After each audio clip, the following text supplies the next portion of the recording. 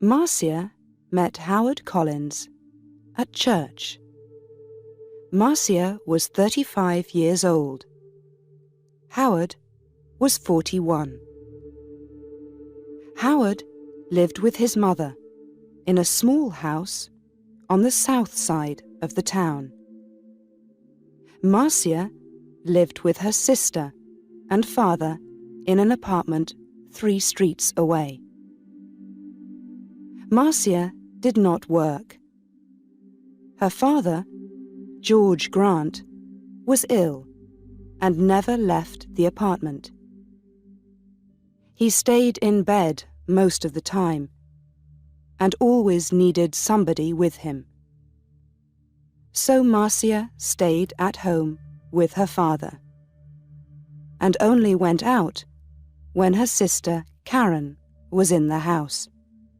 The 2 sisters were very different. Marcia was short, with a small, round face and short black hair. Karen was 10 years younger.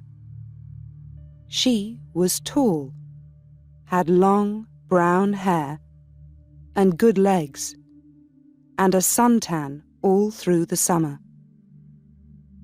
People often said to Marcia, "Your sister is very beautiful."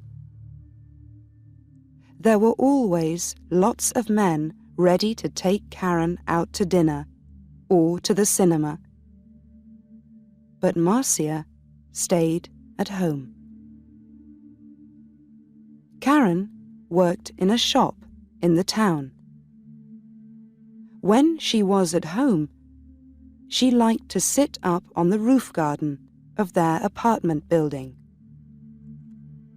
It was one Sunday in May when Marcia came home with Howard the first time. She took him to see her father. George Grant was in bed. He had grey hair and a grey face.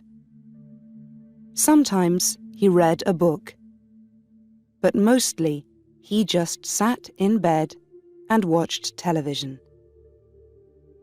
"This is Howard, Father," Marcia said. "He works at the hospital, and we met at church. I told you about him last week. Do you remember?" "No," her father said, and he turned his face away, back to his television. He was not interested in new people or his daughter's friends. Just then, Karen came into the room. She wore a white bikini and white shoes. She smiled at Howard. "So you're Howard," she said. "My big sister has got a boyfriend at last."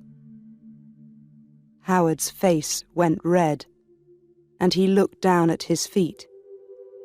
Karen laughed.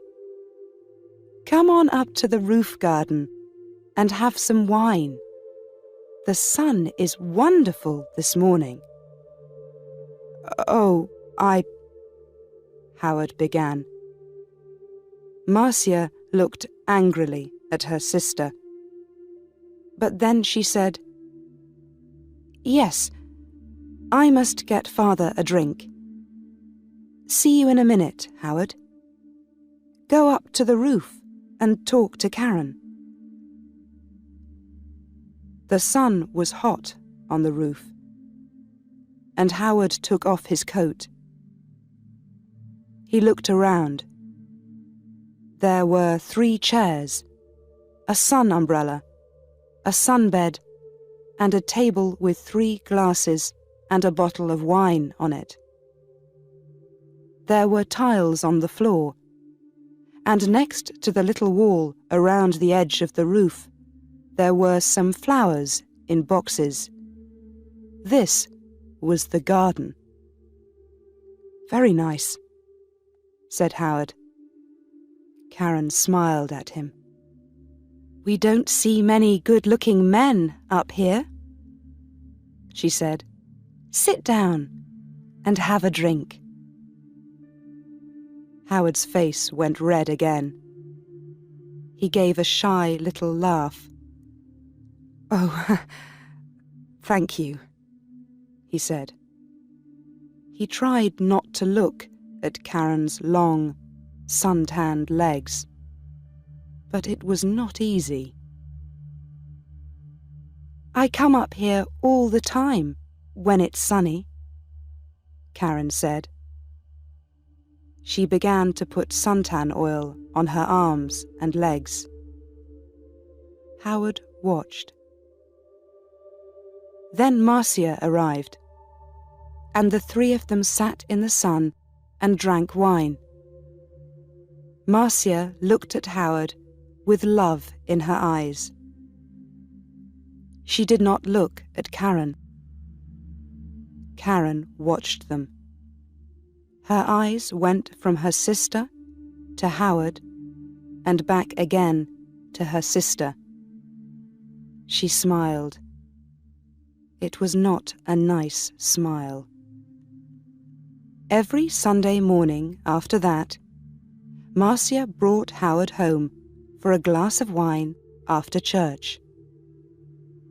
Howard stopped his car in the street outside the apartment building, and Marcia said, "Sound the horn, Howard. Tell Karen we're here. Then she can get the wine ready." So Howard gave 3 little toots on his car horn. On sunny days, Karen always came to the wall at the edge of the roof and looked over to wave at them. Then she went to get the wine. She always wore her bikini or a very short skirt. Marcia never wore short skirts or a bikini. "My legs are too fat for bikinis," she told Howard. "Your legs are very nice," he said shyly. One day in June, Karen asked Howard, "What time do you finish work, Howard?" "About 6 o'clock," he said. "Could you bring me home after work?" Karen said. "My shop's very near the hospital. You drive right past it. And you only live 3 streets away from us." "There's a very good bus," said Marcia quickly. "It stops outside our building." "But the bus is so slow," Karen said. "Please, Howard." Howard looked from one sister to the other. "Oh, well, yes, all right then," he said. "Thank you," Karen said, and gave him a quick kiss. So, every evening, Howard drove Karen home. On the first Friday, they were an hour late. When they arrived, Marcia was at the door of the apartment building. "What happened?" she asked. "Why are you so late?" "There was an accident," Karen said. 3 cars, all across the road. On that hill by the cinema, you know. We couldn't get past. We couldn't go back. There were so many cars. Nobody could move." Howard said nothing. It was a long, hot summer that year. Marcia went to church every Sunday morning, and Karen stayed at home with their father. When it was sunny, and it often was, Karen went up to her sunbed on the roof. When Marcia went up to the roof garden, she always sat under the umbrella.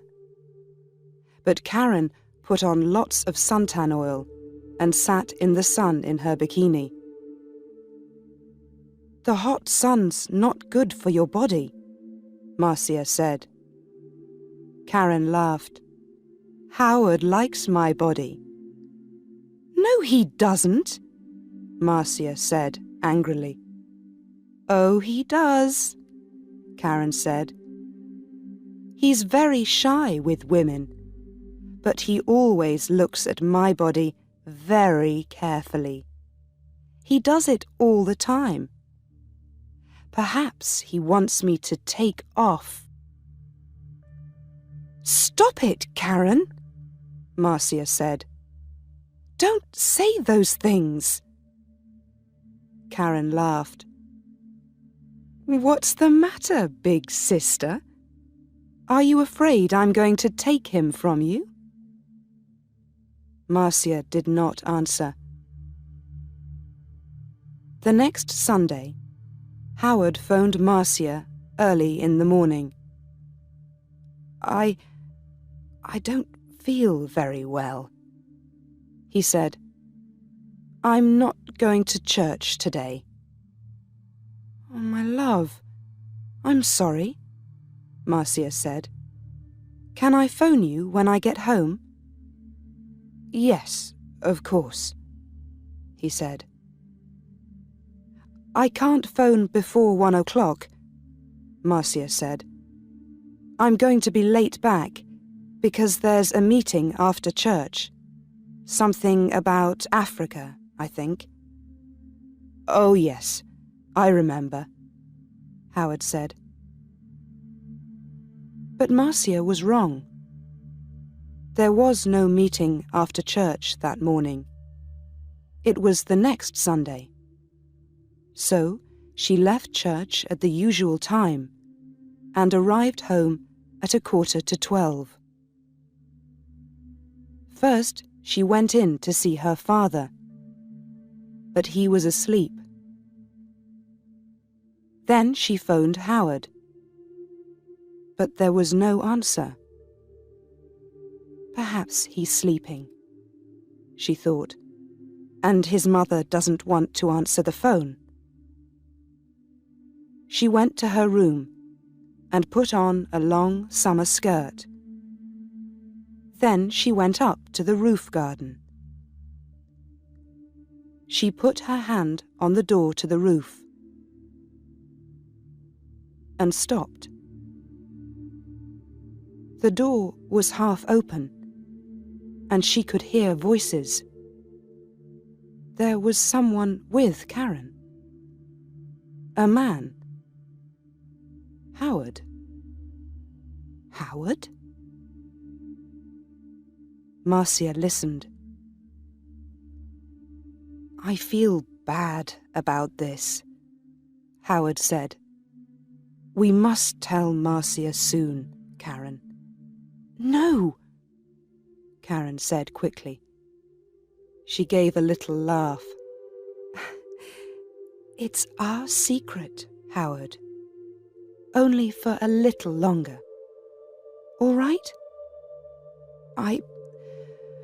I don't like," he began. "But you do love me, Howard," Karen said. "Not Marcia? Say you love me, please." Marcia suddenly felt cold. You know I do," Howard answered. "But..." Karen kissed him. "It's our little secret." "Oh, is your car outside, my love? We don't want Marcia to see it." "I didn't bring my car," Howard said. "I walked here." "Good," Karen said. "But it's getting late. You must go, before she comes home." They kissed again. "See you tomorrow. Usual time, usual place," said Karen. "Now go." Marcia moved quickly and quietly away from the roof door and ran to her bedroom. She did not want Howard or Karen to see her. She heard their voices. Then the front door of the apartment opened and closed. Howard was gone. Marcia sat on her bed for an hour. Why, she thought. Why does she do it? I stay at home with an old man all the time. I can't go out to work. I can't make new friends. I can't meet new people. I go shopping once a week, and I go to church once a week. That's all. And then I met Howard. When he said, "I love you," I was so happy. And now? Karen had everything. Good looks, a job, friends. She was young. She was beautiful. She could have any man. So why Howard? Why? It's not because she wants him, Marcia thought. It's because I love him. It's because she doesn't want me to be happy. But you do love me, Howard, not Marcia? You know I do. Was it true? Did Howard love Karen and not her? No. He saw only the beautiful, sun-tanned body. He didn't know her. She's not going to have him, Marcia thought. Every evening that week, Howard drove Karen home after work. And every evening, they got later and later. The next Sunday, Marcia didn't go to church. "I've got a bad head," she told Karen. "I just phoned Howard and told him. And he's coming here after church, as usual. I'm going back to sleep for an hour or two." And she went into her bedroom and shut the door. Later in the morning, when Karen was with their father, Marcia went up to the roof garden. Karen's bottle of suntan oil was on the table, and Marcia smiled. When Karen came up to the roof, Marcia was in her chair under the umbrella, with a book in her hand. "Oh, is your head better?" Karen asked. "Yes, thanks," Marcia said. Karen wore her bikini, a new yellow one. She opened her bottle of suntan oil. "Oh, there's not much here," she said. "I must get some more." She began to put some oil on her legs. 20 minutes later, Howard stopped his car in the street below. Up on the roof, Karen and Marcia heard the usual 3 little toots on his car horn. "He's here," Karen said excitedly. "Your man's here, big sister." And she laughed. "Yes," Marcia thought.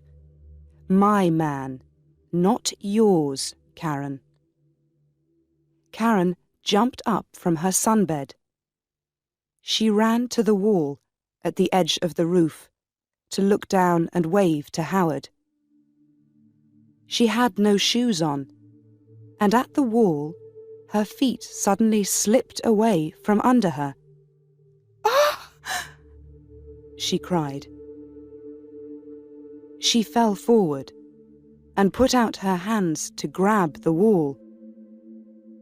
But the top of the wall was slippery too. Her hands could not hold it, and slipped away, off the wall, over the edge. And her body went on too, over the edge of the wall, and down, down, down, down. Before she hit the ground, she knew. Slippery. Suntan oil. Marcia.